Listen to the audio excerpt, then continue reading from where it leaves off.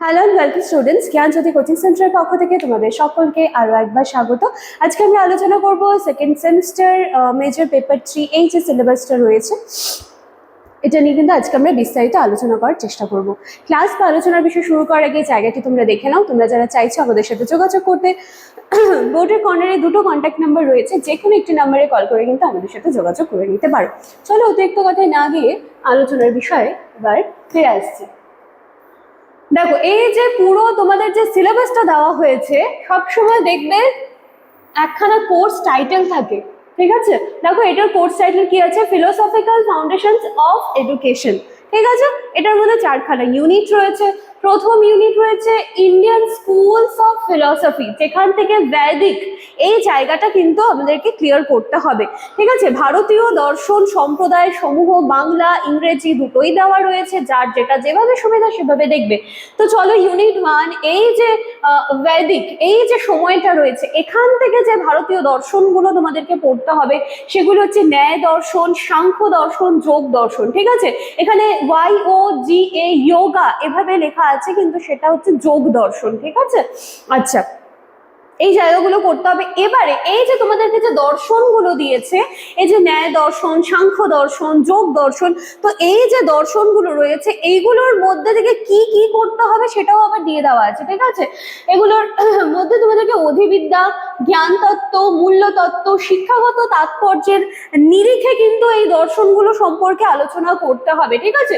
Metaphysics, epistemology, এক্সিওলজি, এই যে জায়গাগুলো এগুলো কিন্তু দর্শন থেকে করতে হবে। তাহলে ইউনিট 1-এ কিন্তু আমরা দেখছি যে আমাদেরকে কিন্তু তিনখানা দর্শন এখান থেকে করতে হবে। ক্লিয়ার আছে? চলো ইউনিট 2, ইউনিট দেখো ইউনিট 1-এ এই যে বৈদিক এখান থেকে আমরা কমপ্লিট করব। তারপর চলে আসছে নন বৈদিক, ঠিক আছে? Indian schools of philosophy. আচ্ছা ঠিক আছে, চলো তাহলে এখান থেকে দেখো কি কি করতে হবে। ভারতীয় দর্শন সমূহ, ঠিক আছে? দেখো এখান থেকে তোমাদেরকে চারবাক দর্শন, বৌদ্ধ ধর্ম, জৈন ধর্ম, এই সমস্তগুলো কিন্তু করতে হবে, ঠিক আছে? বুদ্ধিজম, জৈনিজম এগুলো করতে হবে। এবং এই যে দর্শনগুলো রয়েছে এখান থেকে সেম ইউনিট 1-এ যেমন আমরা দেখেছি যে মেটাফিজিক্স, তারপরে হচ্ছে এক্সিওলজি, এপিস্টেমোলজি, এইগুলো কিন্তু সেম এখান থেকেও তোমাদেরকে করতে হবে। যেইগুলো বলেছে ব্যাস ওইটুকুই এখান থেকে কমপ্লিট করতে হবে, এক্সট্রা কোনো কিছু কিন্তু করতে যাবে না, ঠিক আছে?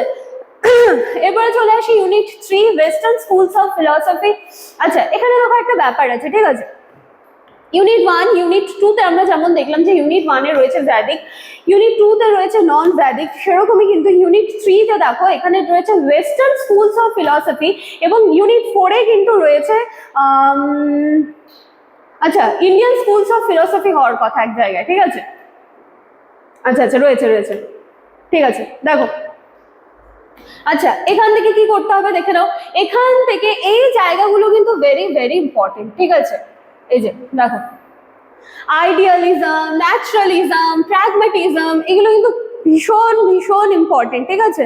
ভাববাদ, প্রকৃতিবাদ, প্রয়োগবাদ, এগুলো কোনোভাবেই স্কিপ করতে যাবে না এক্সামের জন্য। এই জায়গাগুলো ভেরি ভেরি ইম্পর্টেন্ট। এবং সব থেকে বেশি ইম্পর্টেন্ট হচ্ছে role of teacher and discipline, ঠিক আছে? In terms of aims, curriculum, method of teaching, role of teacher and discipline, এই জায়গাটা তোমাদের ভেরি ভেরি ইম্পর্টেন্ট। এখান থেকে একটা না একটা প্রশ্ন কিন্তু তোমাদের দিয়েই দেয়। আচ্ছা এরপরে চলো, এরপরে আমরা এখান থেকে এবার দেখে নিচ্ছি যে পাশ্চাত্য দর্শন সম্প্রদায় সমূহ, এখান থেকে তোমাদেরকে কি কি করতে হবে। রিয়ালিজম, মার্কসিজম, এক্সিস্টেন্সিয়ালিজম, এই জায়গাগুলো করতে হবে।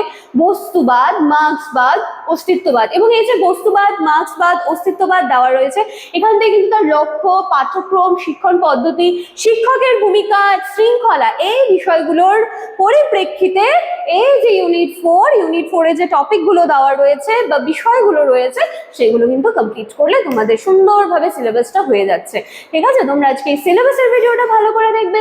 নেক্সট দিন থেকে কিন্তু আমি প্রতিটা টপিক নিয়ে বলতে পারো সাজেশন ওয়াইজ কিন্তু আমি তোমাদের জন্য ভিডিও নিয়ে আসার চেষ্টা করবো। তো আজকের ক্লাস বা আলোচনার বিষয় আমার এইটুকুই ছিল। সিলেবাসটা ভালো করে দেখে নাও, কোনো রকম কনফিউশন থাকবে না তার জন্য। তো চলো দেখা হচ্ছে আবার নেক্সট দিনের ক্লাসে। Thank you.